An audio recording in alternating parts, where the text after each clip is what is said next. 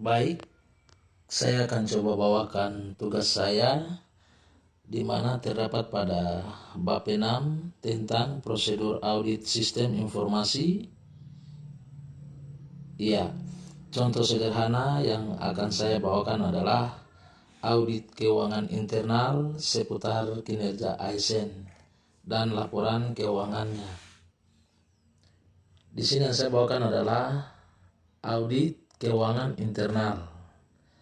Perusahaan atau suatu instansi mempekerjakan auditing internal untuk melakukan audit keuangan maupun operasional. Kerangka praktek lembaga auditor yang dikenal di dalam instansi pemerintah adalah Badan Inspektorat, di mana Badan Inspektorat ini mempunyai petugas atau auditor yang hendak dipekerjakan untuk memeriksa setiap instansi yang ada di seputaran pemerintahan. Secara umumnya, di mana di sini kita bisa lihat bahwa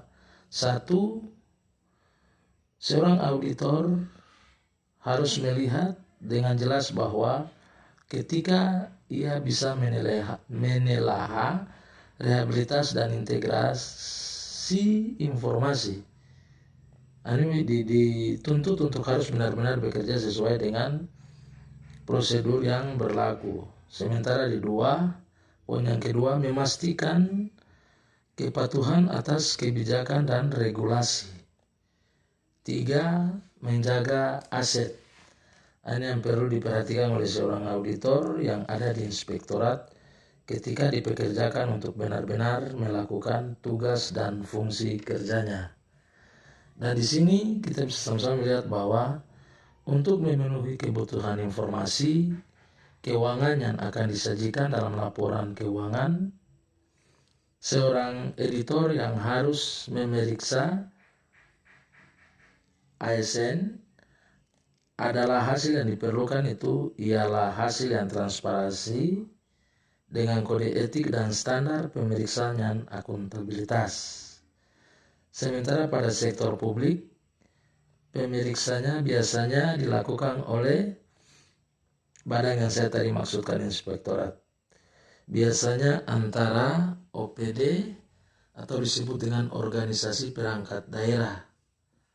Di sini kebanyakan instansi-instansi yang terkait atau instansi teknis itu instansi yang mengelola dengan ratusan miliar bahkan sampai triliun, di mana kontribusi seorang auditor itu benar-benar dituntut dan juga harus melihat akuntabilitas pemerintah secara real.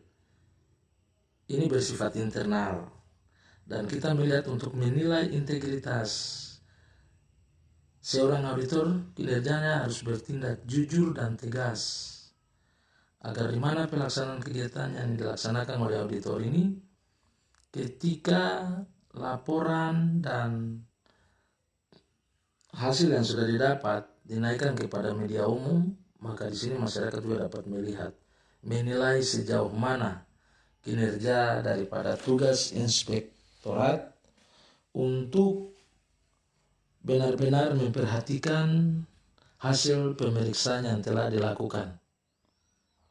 Nah, sementara untuk standar dan etika yang profesional dibutuhkan orang-orang yang mahir dalam menjalankan tugas dan profesi ini.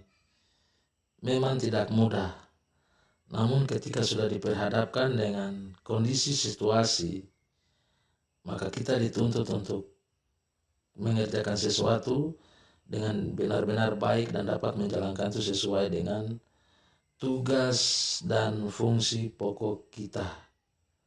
Demikian penyampaian sederhana saya.